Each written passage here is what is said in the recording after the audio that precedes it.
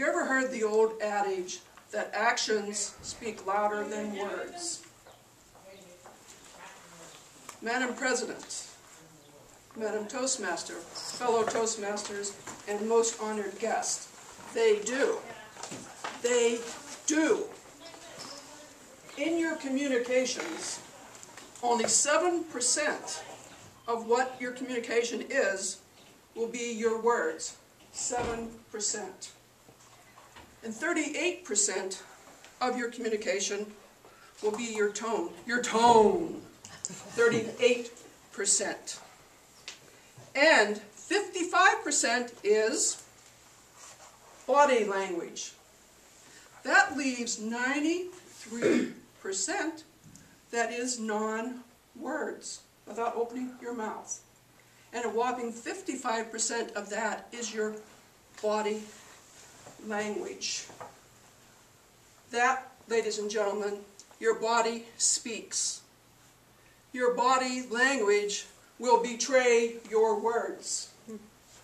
Your body language is honest because it's mostly unconscious, beyond your awareness, so you can't control it.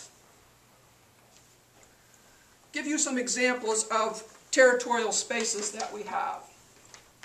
A good one for public space is the politician. Politician is way up there on a stage.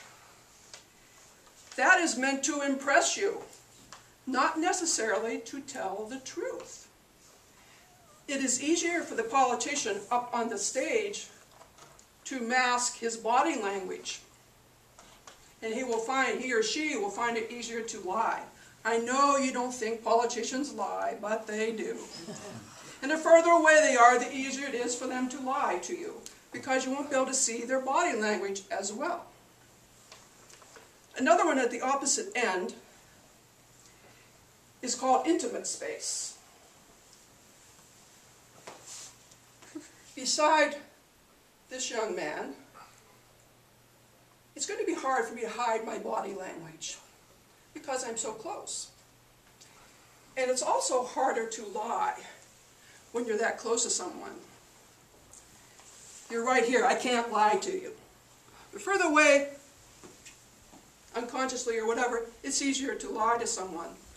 Another example of the intimate space. Remember, the body is the message. The body language is the message. Let's take poker players. How many have seen Texas Hold'em or anything like that on TV of poker players? Okay. They wear hoodies. They wear ball caps. And they wear sunglasses. It's non-reflective. Figure that one out.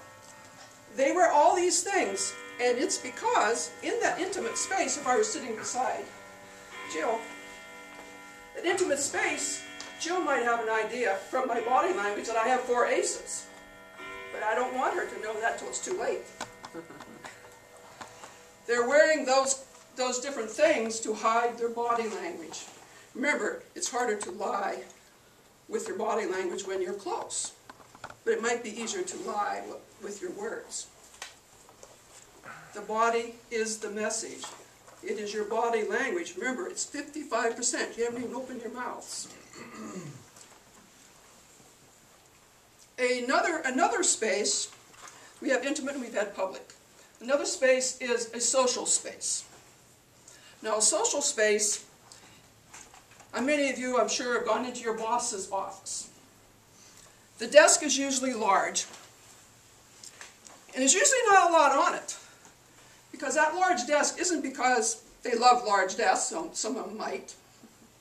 That large desk is there to maintain the formality between you and the boss.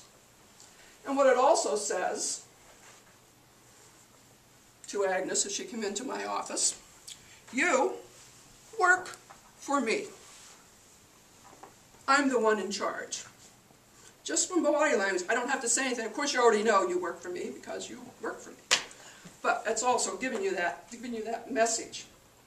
Sometimes, though, your body doesn't do it unconsciously. Sometimes it does it on purpose. Body language. For example, I was a commanding officer in the military back in the latter part of the last century. And at that time, women were not in power positions. So a woman, commanding officer, oh my gosh, she's in power, uh-oh. So, they already knew, as before, that I was the boss, of course, because I already had power over them. But did I wear, this is a question now, did I wear slacks and flats, or did I wear a skirt and heels? How many think skirt and flats? How many think heels and a skirt? Excuse me, slacks and flats. Slacks and flats, I'm sorry. How many thought it was a skirt and heels? You know why it wasn't skirt and flats? Because that way I would be one of the boys. This is back in the last century when women weren't in power.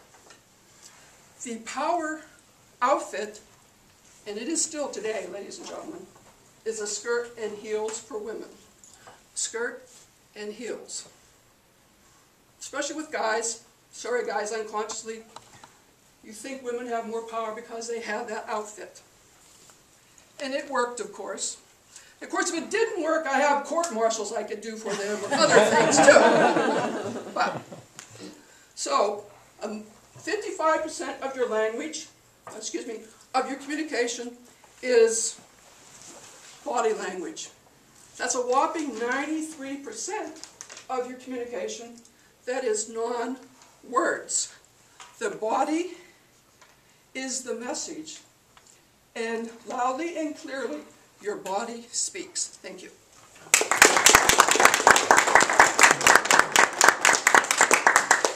Well, that was truly intriguing, because now I'm nervous about